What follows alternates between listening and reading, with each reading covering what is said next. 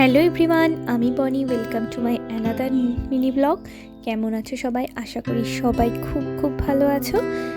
তো আজ ছিল রবিবার, আর সকালবেলা উঠে স্নান করে নিয়ে চলে এসেছিলাম একটুখানি ঠাকুর ঘরে, মানে ছাদে। আমাদের ছাদে যেহেতু ঠাকুর ঘর, আর বাইরের পরিবেশটা দেখো এতটা সুন্দর লাগছিল। তখন হালকা হালকা রোদ উঠেছিল, আর গাছে দেখো কত সুন্দর ফুল ফুটেছে।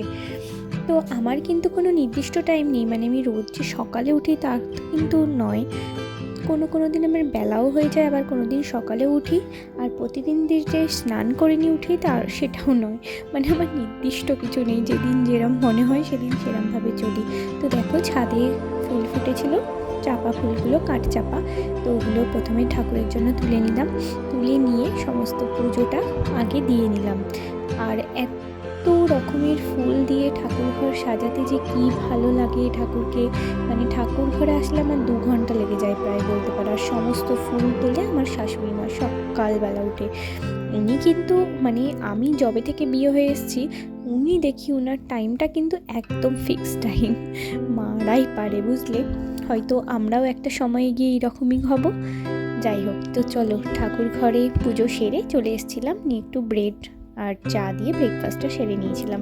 আর আজ তো সানডে, আমি নিরামিষ খাই, কিন্তু বাড়িতে মানে মাছ হয়, মাছ মাংস হয় আদার্স সবাই যারা আছে তাদের জন্য। এরম নয় যে পুরোই নিরামিষ হয়। তো যাই হোক, আমি নিরামিষ খাই বলে আজকে একটুখানি শাক ভেজে নিয়েছিলাম, নোটে শাক ভাজা পোস্ত দিয়ে করেছিলাম, যেহেতু রসুন দিতে পারিনি।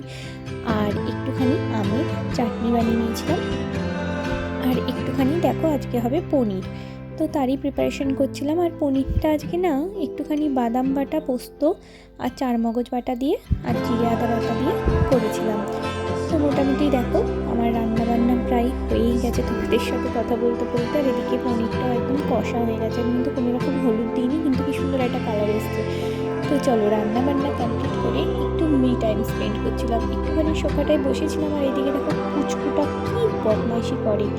আর হ্যাঁ, বলে রাখি, এটা আমার ভাসুরের ছেলে, সারাদিন প্রচণ্ড বদমাইশি করে। আমাদের যে জলের ব্যারেলগুলো আছে, মানে আমরা কেনা জল খাই, তার মধ্যে আলু পেঁয়াজ সমস্ত কিছু ঢুকিয়ে দিচ্ছে। আর এখানে দেখো কান্না করছিল। আমি ওকে বলেছিলাম যে ছাদে নিয়ে যাব তোকে, আর নিয়ে যাচ্ছি না বলে ছাদে যাব করে কান্না করছে। আসলে আমি রান্নাবান্না কমপ্লিট করে বসেছিলাম, তো তারপরে আমাদের তো বাড়িতে গোপাল আছে, তো গোপালকে দুপুরে সেবা দিতে যাবো বলে ওকে বলেছিলাম চল যাবি গোপাল দাদার কাছে। ও ব্যাস একটু দেরি হচ্ছিলো বলে কান্নাকাটি করছিল। তো ব্যাস ওই যে ওকে নিয়ে ছাদে গেলাম।